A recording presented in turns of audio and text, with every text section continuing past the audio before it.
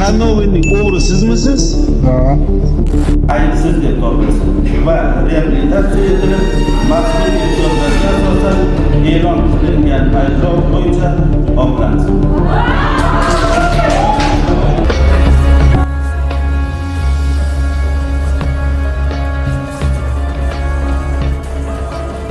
Ben bitta narsani tushunmayman-da, Qudratullayev. Nimaga savolga to'g'ri javob berishdan cho'chiysiz? Yo'q, men просто Aylanib o'tishga harakat qilasiz. Yo'q, men просто oydinlik kirityapman. Yo'q, siz oydinlik kiritmayapsiz. Siz savolga aniq javob berishdan qo'rqasiz. Nimagadir? To'g'risini aytib qo'ya qolmaysiz. Yerda o'tirganlar mendan tashqari to'g'ri, men sudyaman. Men balki buni gapirishim bilmadim qanchalik to'g'ri, lekin sizga tushuntirish uchun men shuni gapirishga qaror qildim. Sizni ruxsatsiz, hali ham men sizga gref masalasida ham savol berdim. Siz aylanib o'tdingiz, Ehson deb. Ehson bilan grefni farqi bor. Buni hamma biladi, yosh bola ham biladi. Смотрящий qilib 1 yil bo'lganini ham hamma bor, u yerda yozilgan, hamma biladi. Sizni ruxsatsiz. Siz O'zbekistonda, Toshkentda Karanoviyning o'g'ri sizmisiz? Bor zakoni deydi-yu. Siz tergovda ko'rsatmalar hali muhokama qilamiz. Qachon kim qilganini. Siz o'g'rimisiz? Sizni ruxsatsiz bilan bo'ladimi? Ne bo'lmasa bu narsaga javob berishdan qo'rqasiz. Потому что смотрящий qo'yilmagan, ya'ni Abbosda bo'lgan, Murodjon To'rayevda bo'lgan. Hajjayevda ham bu masalani ko'tardik. Hajjayevga ham siz aytdingiz. Kuchovozlik bo'libdi, qarab tur. Jazi statistikasini keltirdingiz. 60.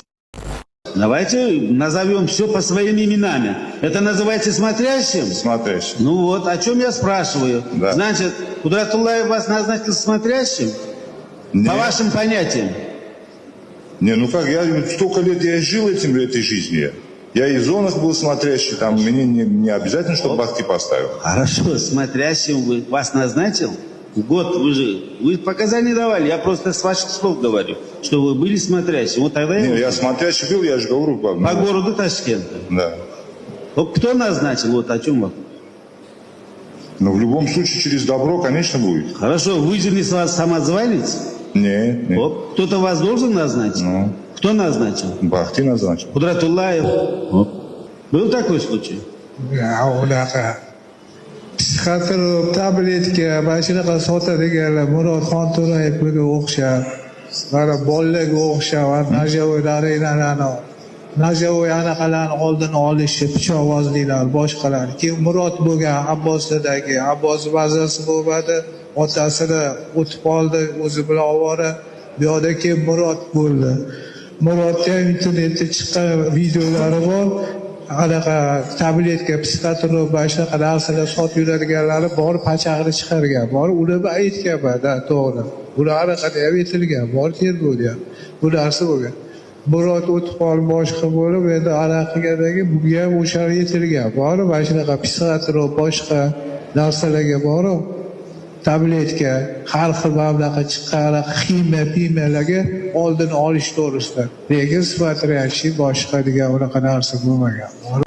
Shundan Qudratullayev. Marhamat. Muzokara so'zi. Просто unaqa odam yo'qki dunyoda, shu baxtli meni aldadi. Aytgan va'dasini qilmadi, boshqa degan. Men har doim to'g'ri yashaganman. Chapga, o'ngga, tim bo'lib orqaga yurgan bola emasman. Men so'z berdimmi, so'zim ustidan chiqaman. O'g'riga aldamaydi birovni. Aferistlik qilib, mashinalik qilib, xulatib, unaqa narsa menga to'g'ri kelmaydi. Bu men hayotimda. Boshqasi qilishi mumkin, pozorat qilishi mumkin. Lekin menga unaqa narsa to'g'ri kelmaydi. O'shaning uchun meni o'zimga yarasha obro'yim bor, so'zim bor. Gapiraman desa gap ko'p, просто men aytib begunoh bolalar bor, adashib tushib qolgan bolalar bor. O'shalar uchun iltimos qilmoqchi edim, yengillik bersiz shu bolalarga.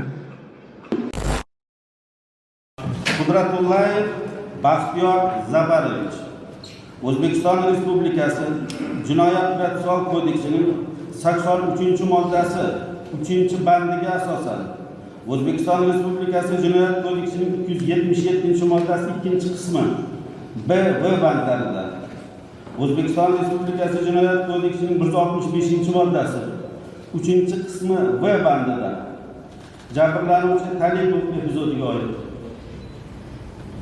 Jinoyat kodeksining 165-moddasi 3-qismi V bandida jabrlanuvchi Karaxodjayev oid epizod bo'yicha Jinoyat kodeksining 165-moddasi 3-qismi V bandi jabrlanuvchi Qaraxayzayevga oid 4660 dollarlik beton mahsuloti bilan bog'liq epizod bo'yicha Jinoyat kodeksining 168-moddasi 4-qismi A B bandlari, 228-moddasi 2-qismi B bandi, 228-moddasi 3-qismi 228-moddasining 2-qismi A B bandlari va 228-moddasining 3-qismi jabrlanuvchi Sabirov bilan bog'liq epizod bo'yicha Jinoyat kodeksining 165-moddasi 3-qismi B bandi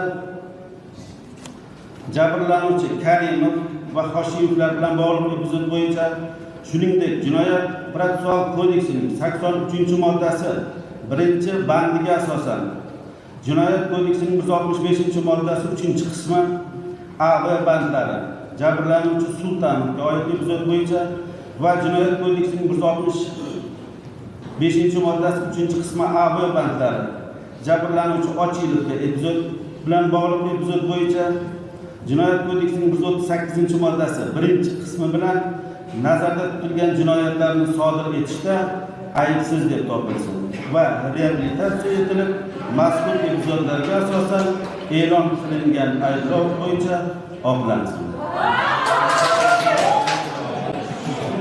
Qudratullayev Baxtiyor Zafarovich O'zbekiston Respublikasi Jinoyat kodeksining 242-moddasi 1-qismi, 243-moddasi, 104-moddasining 3-qismi G bandi, 165-moddasi 3-qismi A B bandlari, 168-moddasining 4-qismi B bandi, 109-moddasining 2-qismi va 276-moddasi 2-qismi A B bandlarida nazarda tutilgan jinoyatlarni sodir etganlikda aybli deb topilsin.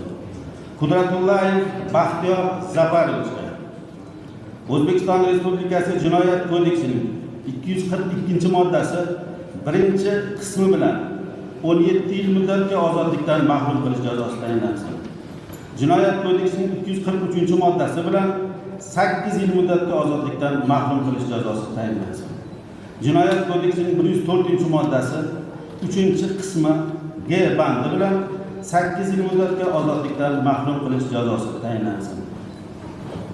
Jinoyat kodeksining 165-moddasi 3-qismi A B bandlari bilan 15 yil muddatga ozodlikdan mahrum qilish jazosi tayinlansin. Jinoyat kodeksining 168-moddasi 4-qismi V bandi bilan 8 yil muddatga ozodlikdan mahrum qilish jazosi tayinlansin. Jinoyat kodeksining 109-moddasi 2-qismi bilan 1 yil muddatga ozodlikdan mahrum qilish jazosi tayinlansin. Jinoyat kodeksining 276-moddasi 2-qismi A B bandlari bilan 4 yil muddatga ozodlikdan mahrum qilish jazosi tayinlansin. Jinoyat kodeksining 59-moddasi tartibida tayinlangan jazolarni qisman qo'shish yo'li bilan 19 yil muddatga ozodlikdan mahrum qilish jazosi tayinlansin. Qudratullayev Baxtiyor Zafarovichga O'zbekiston Respublikasi Jinoyat kodeksining 60-moddasi tartibida jinoyat ishlari bo'yicha Zarafshon shahar sudining 19-may 2009-yildagi hukmiga asosan tayinlanib o'talmagan 1 yil 9 oy 19 kun ozodlikdan mahrum qilish jazosini qisman qo'shish yo'li bilan uzil kesil o'tash uchun 20 yil muddatga ozodlikdan mahrum qilish jazosi tayinlansin. O'zbekiston Respublikasi Jinoyat kodeksining 34-moddasi 3-qismi A bandiga asosan Qudratullayev Baxtiyor Zafarovich o'ta xavfli retsidivist deb topilsin. Tayinlangan ozodlikdan mahrum qilish jazosini maxsus tartibli koloniyalarda o'tashlik belgilansin. Jinoyat kodeksining 96-moddasiga asosan Qudratullayev Baxtiyor Zafarovichga jazo o'tash vaqtida giyohvandlikdan davolanishning majburiy choralari qo'llanilsin. Jazo muddati 3-dekabr 2023-yildan boshlab hisoblansin.